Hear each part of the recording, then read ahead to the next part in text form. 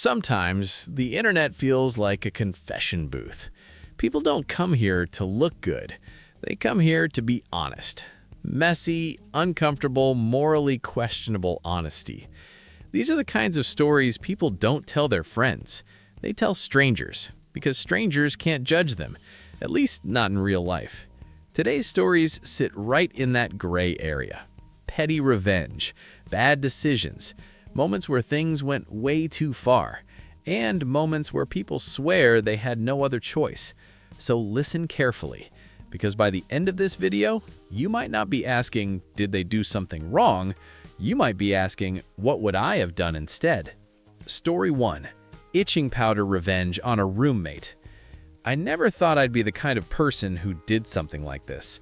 Honestly, even now, I'm not proud of it, but I also know exactly why it happened.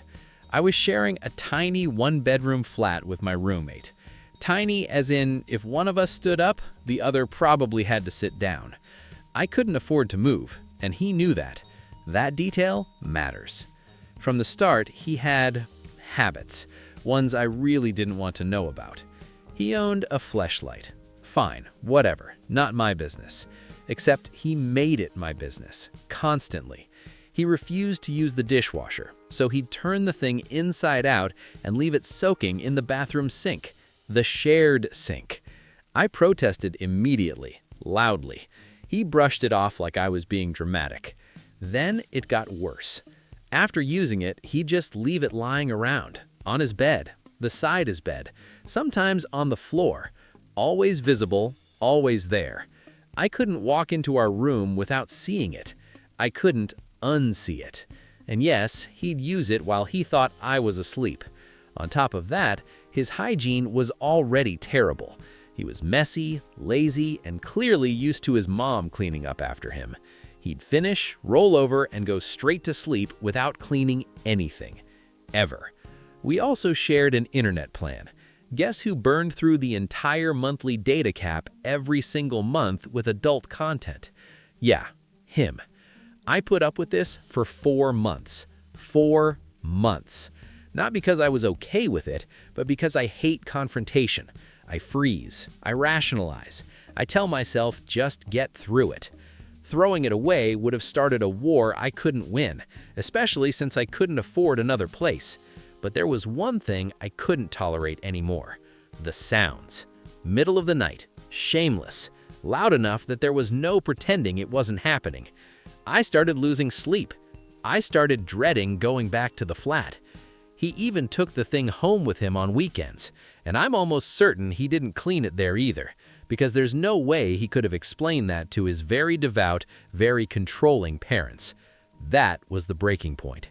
I didn't want to hurt him. I swear I didn't. I just wanted it to stop.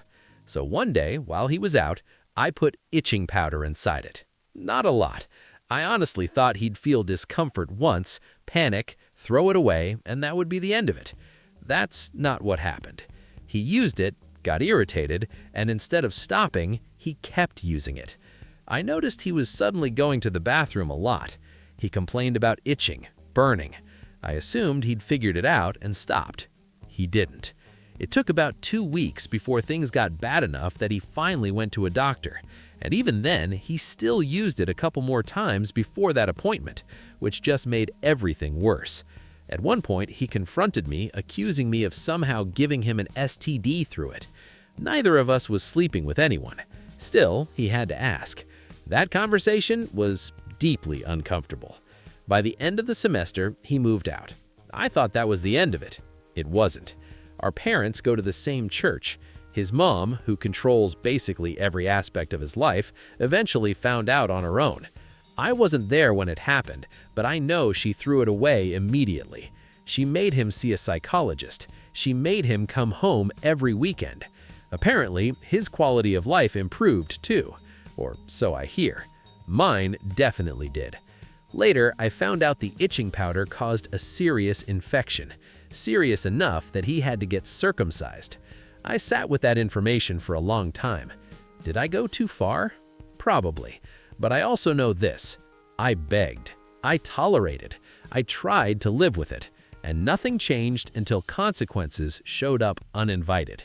I never touched his Fleshlight again, and for the first time in months, my life finally felt clean. Story 2. I accidentally became my boss's babysitter. I've worked at this company for 2 years. When I started, I was actually proud of my job. I was good at it. I solved problems. People trusted me. Somewhere along the way, I stopped being an employee and became a babysitter. The company is owned by several people, but it's managed by one guy. The problem is, that guy has never worked for anyone in his life. His mom owns the company. She always has, and she still treats him like he's 12. This man cannot do basic things on his own. I wish I was exaggerating. The last phone call I got from him went like this. OP, I'm driving. Where am I? I'm not kidding. He wanted me to track his location, figure out where he was, find a nearby store that sold an item he couldn't remember the name of, and then GPS navigate him there in real time, telling him when to turn, when to slow down, when to park. This is my life. I get around 50 calls a day from him. Did you read my email? Yes. What did it say? So I read his own email back to him. 2 hours later, I'll get an angry email saying I wasted his time by emailing him something we already talked about on the phone. At this point, I don't even do my actual job anymore. I'm his personal assistant. I never agreed to this. I'm actively looking for another job. Meanwhile, the company is bleeding money, like someone chopped off both its legs and walked away. In my normal work, I help other departments. I see the numbers. I use the software. I talk to managers. And it became painfully obvious that we were losing money because of horrible pricing decisions and massive distributor discounts. I pointed this out to another department manager. He was impressed. So impressed that he took me directly to the CEO. The CEO is my boss's mom. I asked if I could transfer departments to help fix these issues. She said absolutely not. I was far too valuable as her son's assistant to be shared. That's when it clicked. She wants to step away from the company and let him run it. And in her mind, giving him projects is how he'll magically learn how businesses work. Later, she tells him I identified several major problems and that he needs to resolve them. He gets angry, says he doesn't have time. She responds, completely seriously, I understand, you're a very busy boy. That same day, he calls me into his office and tells me to fix everything, but I have to give him all my notes, explain how I did it, and let him present it to the board as his own work. Then he leaves early. An hour later, he calls me to ask what kind of mustard he likes on his deli sandwiches. When I answer wrong, he lectures me about paying attention to small details. That's when I snapped. I hung up, picked up every note I had about our finances, 5 years of data, and I shredded all of it. Whoops, guess I'm too incompetent to notice profit margins dropping from 32% to under 18%. Too stupid to realize we were giving distributors 46% discounts. Better focus on the mustard. I hope I get fired. Story 3. I failed on purpose in 2nd grade. I was 8 years old the first time I realized adults could be terrifying. 2 women came into our classroom one week and sat silently in the back, writing on clipboards. The teacher told us to ignore them. On Friday, my teacher kept me back during recess. She told me the 2 women wanted to talk. I was placed in a chair directly facing them. My teacher and her aides stood behind me. I knew something was wrong. They explained that I was a good student, or at least I used to be. My recent test scores didn't make sense. Same words, same math, perfect before, completely wrong now. Then one of them asked, very calmly, if I was failing on purpose. My heart started pounding so hard I thought they could hear it. I admitted it.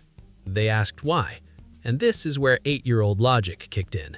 There was a group of kids who got pulled out of class every week for hours. One day I saw them playing outside while we were stuck inside learning. I asked how they got into that group. They told me they were bad at spelling and math. Those were my best subjects, so obviously the solution was to become bad at them. I wanted a second recess. That meeting was never mentioned again. My parents never asked, no one ever brought it up, but I still remember how scared I was. Kids are stupid. Story 4. I stole an ancient artifact and lived with it for 24 years. When I was 7, I stole something from a museum. We were on a school trip. The staff let us pass around small relics. I remember holding this tiny blue-green figurine of a goddess with a hippo head. I liked it, so I put it in my pocket. Later, the school held assemblies. The museum said the figurine wasn't a replica. It was real, ancient, thousands of years old. Letters went home, parents were questioned, the pressure kept building. I never returned it. I still have it. I'm 31 now. I can't throw it away. It feels wrong.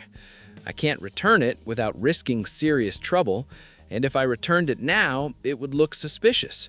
No one has ever seen it. No one knows. Eventually, the guilt won. I returned it anonymously.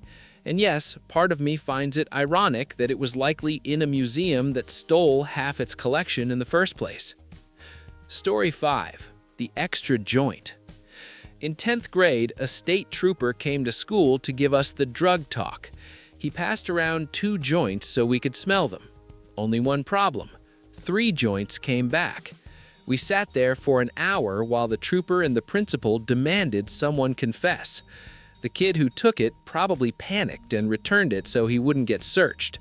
Honestly, that's the fastest thinking anyone learned in that class. Story 6. I scammed my school into buying me a new iPad. My high school didn't allow phones or tablets during the day. We had to hand them in every morning. One morning, I smashed my iPad at home, dropped it face first on tile. I knew it was destroyed. Then I had an idea.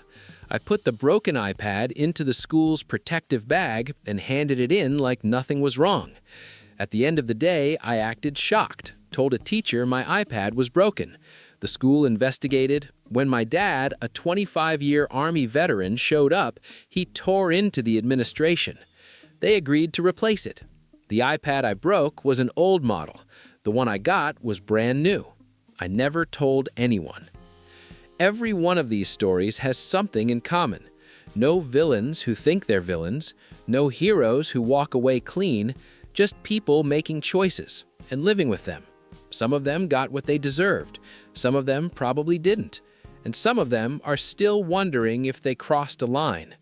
That's the thing about confessions. They don't ask for forgiveness, they ask for perspective. So now it's your turn. Who do you think went too far? Who do you think was justified?